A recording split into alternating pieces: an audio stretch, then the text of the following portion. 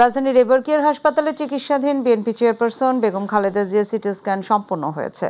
এতে তার রিপোর্ট স্বাভাবিক বলে জানিয়েছে মেডিকেল বোর্ড। তবে শারীরিক অবস্থায় কিছুটা উন্নতি হলেও সেটা এখনও বিমানে ভ্রমণের জন্য উপযুক্ত নয়। সেই কারণে এখনও বিদেশ নেওয়ার সিদ্ধান্ত নেওয়া হয়নি। এদিকে খালেদা জিয়াকে লন্ডনে নেওয়ার জন্য কাতার সরকারের ব্যবস্থা করা এয়ার অ্যাম্বুলেন্সটি মঙ্গলবার ঢাকায় আসার অনুমতি চেয়েছে। সাবেক এই প্রধানমন্ত্রীর শারীরিক অবস্থা সহ সবকিছু ঠিক থাকলে পরদিন 10 ডিসেম্বর এয়ার অ্যাম্বুলেন্সটি তাকে নিয়ে লন্ডনের উদ্দেশ্যে রওনা হবে। দর্শক, এই মুহূর্তে এবারকেয়ার হাসপাতালের সামনে আছেন আমাদের সহকর্মী আফজাল হোসেন। আমরা এখন যুক্ত হব তার সাথে। আফজাল, খালেদা জিয়া সিটি স্ক্যান সম্পন্ন হয়েছে এবং আমরা যতদূর জেনেছি যে তার রিপোর্ট স্বাভাবিক রয়েছে। তো আজ সিটি স্ক্যানের পর বেগম খালেদা জিয়ার স্বাস্থ্যের সবশেষ কি খবর আছে আপনার কাছে, আমাদেরকে জানাবেন।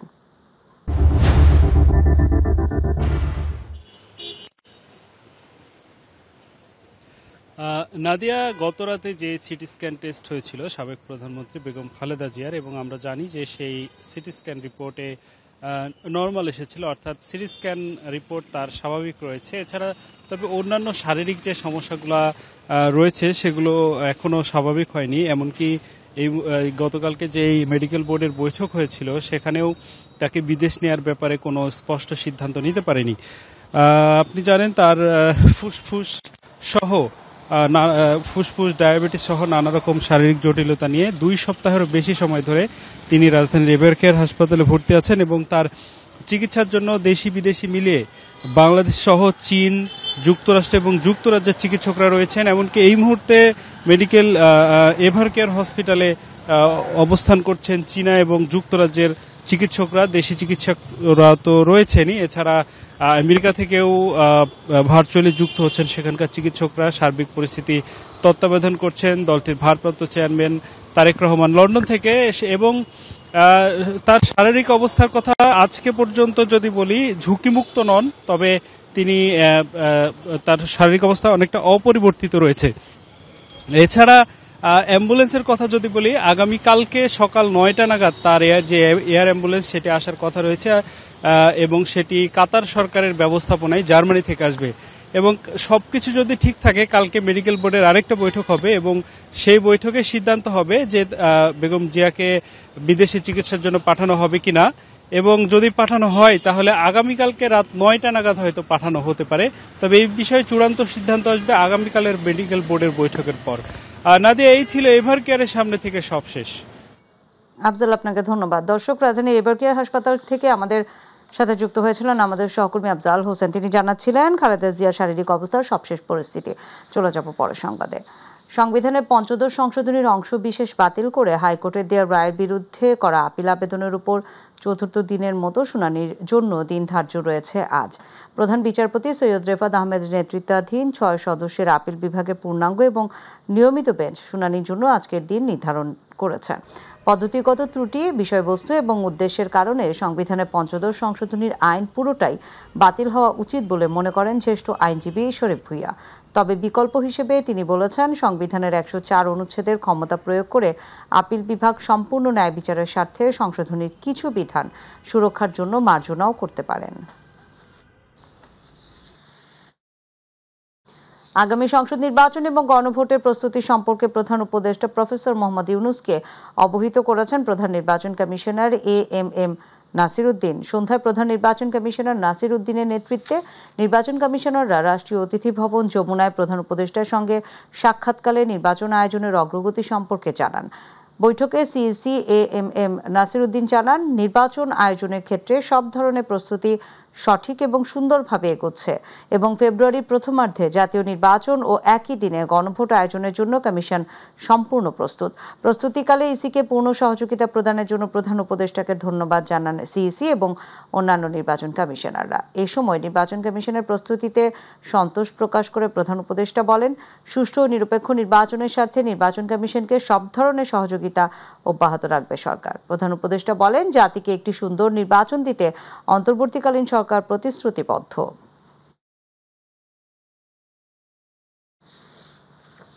কালিয়াকৈরে বিএনপির 2 গ্রুপের সংঘর্ষে অন্তত 10 জন আহত হয়েছেন। এ সময় বেশ কয়েকটি নির্বাচনী প্রচারণার কাজে ব্যবহৃত 11টি মোটরসাইকেল ভাঙচুর এবং অগ্নিসংযোগের ঘটনা ঘটে। কালিয়াকৈর ফায়ার সার্ভিসের 2টি ইউনিট আগুন নিয়ন্ত্রণে আনে।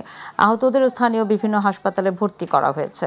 গত বৃহস্পতিবার কালিয়াকৈর পৌরসভার সাবেক মেয়র এবং বিএনপি নির্বাহী কমিটির সদস্য মজিবুর রহমানকে মনোনয়ন দেয় তার দল। এই আসনে বেশ কয়েকজন বিএনপি কেন্দ্রীয় নেতা মনোনয়ন প্রত্যাশী ছিলেন। পুলিশ জানায় দুই গ্রুপের মাঝে সংঘর্ষে বেশ কয়েকটি মোটরসাইকেলে অগ্নিসংযোগ করা হয়েছে। পরিস্থিতি এখন পুলিশের নিয়ন্ত্রণে রয়েছে। তবে ঘটনার পর সংবাদ সম্মেলন করেছেন গাজীপুরে 1 আসনের বিএনপি মনোনীত প্রার্থী মজিবুর রহমান। 2029 সাল পর্যন্ত যুক্তরাজ্যের বাজারে পণ্য রপ্তানিতে শুল্ক মুক্ত সুবিধা পাবে বাংলাদেশ, এমনটাই জানিয়েছেন ঢাকা নিযুক্ত ব্রিটিশ হাইকমিশনার সারাহ কুক। রোববার সন্ধ্যায় রাজধানীর একটি হোটেলে আয়োজিত HSBC এক্সপোর্ট এক্সিলেন্স অ্যাওয়ার্ড 2025 অনুষ্ঠানে এই তথ্য জানান তিনি। সারাহ কুক বলেন, 2029 সালের পরও বাংলাদেশ থেকে রপ্তানিকৃত তৈরি পোশাক সহ প্রায় 92% পণ্য যুক্তরাজ্যের বাজারে শুল্কমুক্তভাবে প্রবেশ করবে। এটি বাংলাদেশের রপ্তানি খাতের বৈচিত্র্য এবং স্থিতিশীলতা বাড়াতে সহায়তা করবে। তিনি আরও বলেন, এই সিদ্ধান্ত প্রমাণ করে যে যুক্তরাজ্য দীর্ঘমেয়াদে বাংলাদেশের সঙ্গে বাণিজ্য এবং অর্থনৈতিক অংশীদারিত্ব জোরদারে আগ্রহী। দীর্ঘদিন উৎপাদন বন্ধ থাকার পর প্রায় 700 কোটি টাকা লোকসানের বোঝা মাথায় নিয়ে আখমারাই কার্যক্রম শুরু করেছে জামালপুরের দেওয়ারগঞ্জে অবস্থিত জিল বাংলা সুগার মিলস লিমিটেড। স্থানীয়দের দাবি, নির্দিষ্ট সময়ে কারখানা চালু না রেখে সারা বছর কারখানার উৎপাদন চালু রাখলে চিনির দাম ভোক্তাদের নাগালে থাকবে, পাশাপাশি কর্মসংস্থানের সুযোগ সৃষ্টি হবে। প্রতিনিধি শামীম আলমের রিপোর্ট, জানাচ্ছেন সাইদুর রহমান আবির। দেশের চিনির চাহিদা মেটাতে চলতি বছরের 28 নভেম্বর 68তম বারের মতো শুরু হয়েছে রাষ্ট্রায়ত্ত চিনিকল জিল বাংলা সুগার মিলস লিমিটেডের আখমারাই কার্যক্রম। তবে সারা বছর নয়, মাত্র 78 দিনে কারখানায় উৎপাদন চালু থাকবে। গত কয়েক বছরের তুলনায় জামালপুরে কিছুটা বেড়েছে আখ চাষ। স্থানীয়রা বলছেন, বছরে 3 থেকে 4 মাস উৎপাদন চালু থাকায় চাহিদা পূরণে সক্ষম নয় কারখানাটি। সারা বছর চিনি উৎপাদন চালু থাকলে ভোক্তাদের নাগালে থাকবে চিনির দাম। কৃষকও ভালো, শ্রমিকও ভালো, সর্বদিক দিয়ে ভালো। যদি ভালো চলে, সরকারের দৃষ্টি আকর্ষণ ভালো থাকে, তাহলে মিল ভালো। এটার উৎপাদন শুরু হয়েছে, যা থেকে উৎপাদিত চিনি দেশের চাহিদা মেটাবে। প্রতি বছর লক্ষ্যমাত্রা পূরণ না হলেও এবছর লক্ষ্যমাত্রা পূরণে আশাবাদী কারখানা কর্তৃপক্ষ। জনগণের চাহিদা মেটাতে এই সুগার মিলটি সক্ষম নয়, কারণ বছরের 3 থেকে 4 মাস সেটা চালু থাকে।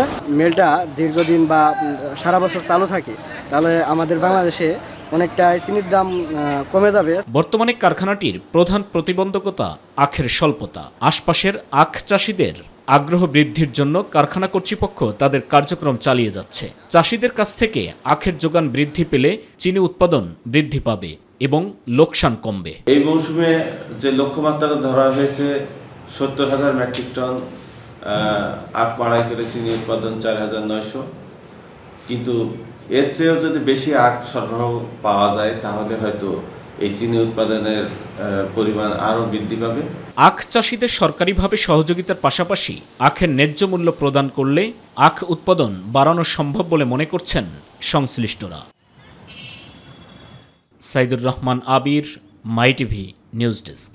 স্বল্প খরচে অধিক লাভ এবং পতিত জমির সর্বোত্তম ব্যবহার সব মিলিয়ে উপকূলীয় কৃষকদের মাঝে নতুন আশার সঞ্চার করেছে বস্তায় আদা চাষ পদ্ধতি। নোনা পানির প্রভাবে যেখানে মাটিতে ফসল ফলানো দায়, সেখানে সিমেন্টের বস্তা ব্যবহার করে আদা চাষে বিপ্লব ঘটাচ্ছেন পটুয়াখালী কৃষকরা। সংশ্লিষ্টরা বলছেন, সরকারি পৃষ্ঠপোষকতা পেলে এই পদ্ধতি দেশের মশলাসহ জাতীয় ফসলের ঘাটতি পূরণে বড় ভূমিকা রাখবে। প্রতিনিধি মশিউর রহমান বাবলুর পাঠানো তথ্যচিত্রে বিস্তারিত জানাচ্ছেন জুবাইর রহমান। উপকূলীয় অঞ্চলের নোনা মাটিতে যেখানে প্রচলিত পদ্ধতিতে আদা চাষ প্রায় অসম্ভব, সেখানেই বদলে যাচ্ছে কৃষির চিত্র। লবণাক্ততা এড়িয়ে সিমেন্টের ফাঁকা বস্তায় জন্ম নিচ্ছে বাংলাদেশের অন্যতম অর্থকরী মশলা আদা। নতুন এই পদ্ধতিতে কৃষকদের পরিশ্রম যেমন কম, ফলনও মিলছে চোখে পড়ার মতো। আম কিংবা লিচুর বাগানের ছায়ায় সাজানো হাজারো বস্তায় মাত্র অল্প পরিচর্যাতেই উৎপাদিত হচ্ছে বস্তা প্রতি 2 থেকে 3 কেজি তাজা আদা। পতিত জমি বা বাড়ির আঙিনার অব্যবহৃত অংশে সহজেই করা যাচ্ছে এই চাষ। ফলে লবণাক্ত মাটির চিরচেনা সীমাবদ্ধতা পেরিয়ে নতুন আলো দেখছেন কৃষকরা। আমাদের এই জমিটা আগে অব্যবহৃত থাকতো, যেটা কোনো কাজই আসতো না। কৃষি গবেষণা ইনস্টিটিউট এটা আমাদের সহযোগিতা করছে, এই জন্য আমি আদা চাষ করছি। আদার ফলনও ভালো দেখা যায়। ইনশাল্লাহ আশা করি আমরা এই আদা চাষ করে অনেকটাই সাফল্য হব। বাংলাদেশ কৃষি গবেষণা ইনস্টিটিউট উদ্ভাবিত এই বস্তা পদ্ধতিতে রোগবালাই নেই বললেই চলে। খুব বেশি সার বা ওষুধের প্রয়োজন পড়ে না। কৃষি কর্মকর্তারা বলছেন, স্বল্প বিনিয়োগে বেশি মুনাফার এই সুযোগ কৃষিকে আরও টেকসই করবে। বস্তায় আদা চাষ করলে তার যে মাটিতে সরাসরি করলে যে রাইজেন রটের যে রোগ মিশ্রণ হওয়ার যে একটা সুযোগ থেকে যায়, সেটা কিন্তু বস্তায় আদা চাষ করলে থাকে না। যার ফলে কি হচ্ছে, চাষিরা কিন্তু এখান থেকে অবশ্যই লাভবান হবে এবং এখান থেকে লাভের মুখ দেখবে। উপকূলীয় অঞ্চলে বস্তায় আদা চাষ ছড়িয়ে পড়লে দেশের মশলা জাতীয় ফসলের ঘাটতি অনেকটাই কমে যাবে বলে মনে করছেন সংশ্লিষ্টরা। আমরা যদি আগেই আসি এবং কৃষকরাও অনেক আগেই আসতেছে, যে আশা করি সামনে অনেক এরিয়ায় এর উৎপাদন করা সম্ভব হবে। উপকূলীয় কৃষকের সাফল্য এখন ধীরে ধীরে হয়ে উঠছে টেকসই কৃষির নতুন দৃষ্টান্ত। জুবাইর রহমান, মাই টিভি নিউজ। ঢাকার ধামরাই থানার ভারপ্রাপ্ত কর্মকর্তা মোহাম্মদ মনিরুল ইসলামের বদলিজনিত বিদায় উপলক্ষে সংবর্ধনা দিয়েছেন গণমাধ্যম কর্মীরা। অনুষ্ঠানে ধামরাই প্রেস ক্লাবের সভাপতি ও মাইটিভির ধামরাই উপজেলা প্রতিনিধি আব্দুর রশিদ তুষারের সভাপতিত্বে বক্তব্য রাখেন বিদায়ী ধামরাই থানার ভারপ্রাপ্ত কর্মকর্তা মোহাম্মদ মনিরুল ইসলাম, ওসি তদন্ত শহীদুল ইসলাম, ওসি অপারেশন দেবাশিস সানা, ধামরাই প্রেস ক্লাবের সাধারণ সম্পাদক আব্দুল আহাদ বাবু, ধামরাই প্রেস ক্লাবের সাবেক সভাপতি আবু হাসান, মোহাম্মদ বাবুল হোসেন, সাবেক সাধারণ সম্পাদক আনিসুর রহমান স্বপন, রিপোর্টার্স ক্লাবের সাবেক সভাপতি আদনান হোসেন, অন্যান্য কর্মকর্তারাও উপস্থিত ছিলেন। যশোরে মনিরামপুর প্রেস ক্লাবে সাংবাদিকদের সাথে নবাগত উপজেলা প্রশাসনের মতবিনিময় সভা অনুষ্ঠিত হয়েছে। প্রেস ক্লাব মিলনায়তনে সভায় ক্লাবের সভাপতি এস.এম. মঞ্জুর রহমানের সভাপতিত্বে প্রেস ক্লাবের সাধারণ সম্পাদক মোতাহার হোসেনের সঞ্চালনায় প্রধান অতিথির বক্তব্য রাখেন নবাগত উপজেলা নির্বাহী অফিসার মোহাম্মদ সম্রাট হোসেন, নবাগত সহকারী কমিশনার মাসুদুর রহমান, প্রকল্প বাস্তবায়ন কর্মকর্তা ইয়ারুল হক। মতবিনিময় সভায় অন্যান্যের মধ্যে বক্তব্য রাখেন সাবেক সভাপতি সহকারী অধ্যাপক আব্বাস উদ্দিন, সহ সভাপতি জি.এম. ফারুক আলম, ইলিয়াস হোসেন, সহকারী অধ্যাপক বোরহান উদ্দিন জাকির, অশোক বিশ্বাস।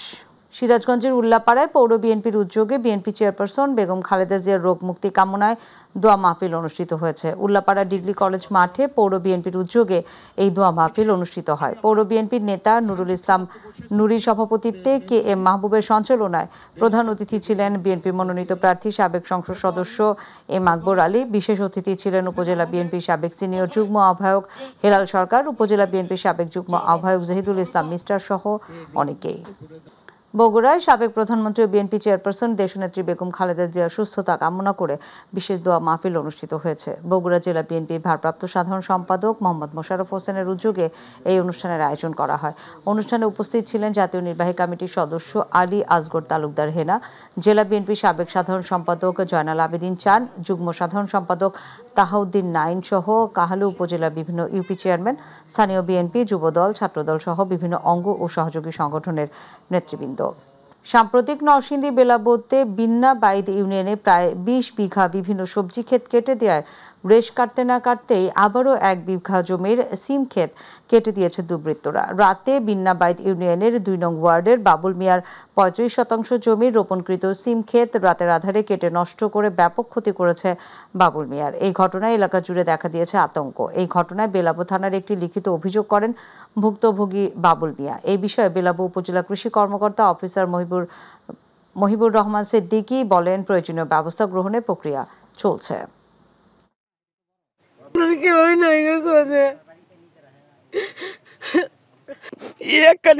আমি সংসারটা চলতো নাকি প্রতি সপ্তাহে 5-10 হাজার টাকা দিয়ে সরকারের কাছে বিচার চাই যে এটার যে সর্বোচ্চ বিচার করা হোক। আমরা নিরীহ মানুষ, আমার শ্বশুর নিরীহ মানুষ। এটা তো আমরা খারাপ চোখে দেখি, কেননা এটা কিন্তু শত্রুতা নয়, এটা হলো সবচেয়ে বড় ক্ষতি। এটা আসলে পুলিশ, আমি ওনাকে পরামর্শ দিয়েছি যে এখানে পুলিশ ডিপার্টমেন্ট আছে, পুলিশ ডিপার্টমেন্টের কাছে। গাজীপুর ও শ্রীপুরে পৈতৃক সম্পত্তির জোরপূর্বক দখলের চেষ্টার অভিযোগে 7 জন সহ অজ্ঞাত আরও কয়েকজনের বিরুদ্ধে থানায় লিখিত অভিযোগ দায়ের করেছেন ভুক্তভোগী মোহাম্মদ নুরুল হুদা সানি। সরেজমিনে গিয়ে দেখা যায় শ্রীপুর পৌর এলাকার বেরাইদের চালা এলাকায় জমি জবরদখল করার চেষ্টা করছে অভিযুক্তরা। এই সময় তারা জমিতে লাগানো বিভিন্ন প্রজাতির গাছপালা কেটে লাখ টাকার ক্ষতি করছে। ভুক্তভোগী সানি অভিযোগ করেন জমি জবরদখলের অপচেষ্টা চালাচ্ছে একটি মহল। এই বিষয়ে শ্রীপুর মডেল থানার ভারপ্রাপ্ত কর্মকর্তা মোহাম্মদ আব্দুল বারিক সাংবাদিকদের জানান, অভিযোগটি গ্রহণ করা হয়েছে, বিষয়টি তদন্ত সাপেক্ষে আইনানুগ ব্যবস্থা নেওয়া হবে। ক্ষমতা ব্যবহার করে বিএনপির লোকজন নিয়ে তারা ওই জায়গাটার মধ্যে ঘর তৈরি করে এবং নিজেরাই এই ভেঙে ভাঙচুর করে আমাদের উপরে মামলা দিচ্ছে। প্রশাসনের সাথে আমরা বসছি, বিগত অনেকদিন বসছি, বসার পরে তারা প্রশাসনকে মানে নাই। একটা বিচার দাবি চাই। আমরা এতিম, আমাদের বাবা নাই, তো ওই হিসাবে আমরা চাই যে আমরা আমাদের পাশে প্রশাসন। দিনাজপুরের পার্বতীপুরে বর্ণাঢ্য আয়োজনের মধ্য দিয়ে বাংলাদেশ স্কাউটসের 5 জেলার মোট 183 সদস্যের মাঝে শাপলা কাপ এবং প্রেসিডেন্টস স্কাউট অ্যাওয়ার্ড বিতরণ করা হয়েছে।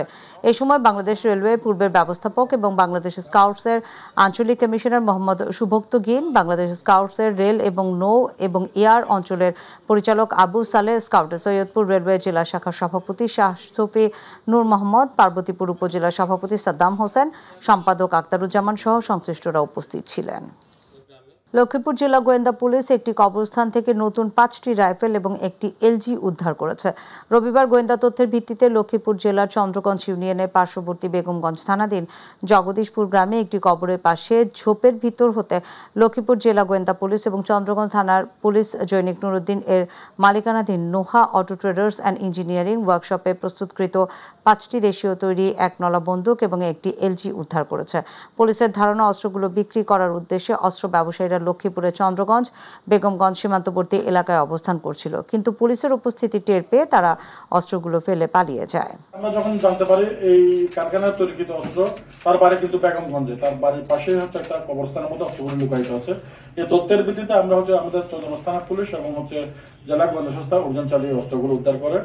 আমরা যেহেতু এটা আমাদের জেলার বাইরে নোয়াখালী জেলা পড়ে, সেজন্য আমরা নোয়াখালী বেগমগঞ্জ থানারও আমরা সাহায্যে পর্বে তারা আসে এবং আমরা জানতে পারি এখানে প্রচুর অস্ত্র রয়েছে আমাদের এবং আমরা কিছু অস্ত্র 6টা অস্ত্র আমরা উদ্ধার করতে পেরেছি এবং অন্যান্য অস্ত্রের তথ্য আমরা বেগমগঞ্জকে দিয়েছি, থানাকে দিয়েছি, তারা অভিযান পরিচালনা করে তারা অন্য অস্ত্রগুলো উদ্ধার করবে।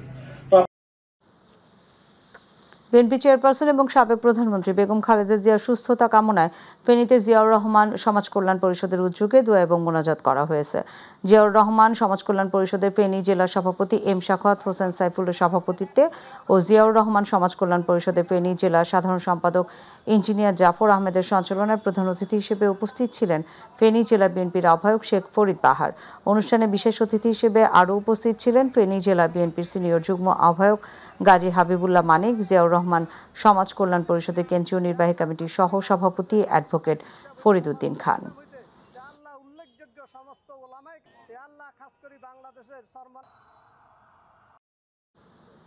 নড়াইলের লোহাগড়া উপজেলার ভ্রাম্যমাণ মৃত্তিকা পরীক্ষা গবেষণাগার মধুমতি এর রবি 2025 মৌসুমে ভেজাল সার শনাক্তকরণ এবং সুষম মাত্রায় সার প্রয়োগ বিষয়ক একদিনের কৃষক প্রশিক্ষণ ও সার সুপারিশ কার্ড বিতরণ অনুষ্ঠিত হয়েছে। এ সময় যশোর আঞ্চলিক গবেষণাগারের প্রধান বৈজ্ঞানিক কর্মকর্তা ডক্টর হুমায়ুন কবির, উপজেলা ভারপ্রাপ্ত কৃষি অফিসার মুনমুন সাহা, বৈজ্ঞানিক কর্মকর্তা মামুন হালদার, আব্দুল্লাহ তাহির, নড়াইল জেলা মাইটিপি প্রতিনিধি মোহাম্মদ খায়রুল ইসলাম সহ এলাকার 50 জন কৃষাণী উপস্থিত ছিলেন। কুষ্টিয়ার কুমারখালীতে বোনের শাশুড়ির জানাজায় অংশ নিতে ঢাকা থেকে আসার পথে সড়ক দুর্ঘটনায় 2 ভাই এবং প্রতিবেশী সড়ক দুর্ঘটনায় নিহত হয়েছেন। ফরিদপুর ভাঙ্গায় ট্রাকের সাথে মোটরসাইকেলের সংঘর্ষে তারা নিহত হলে রোববার দুপুরে সৎকি মোহাম্মদপুর একই কবরস্থানের পাশাপাশি 3 জনকে কবরস্থ করা হয়েছে। কুমারখালী থানার দায়িত্বরত ভারপ্রাপ্ত কর্মকর্তা মোহাম্মদ আমিরুল ইসলাম জানান, ফরিদপুর ভাঙ্গা এলাকায় সড়ক দুর্ঘটনায় কুমারখালীর একই গ্রামের 3 জন নিহত হয়েছেন। ইতোমধ্যে মরদেহ কুমারখালীতে এনে দাফন সম্পন্ন করা হয়েছে।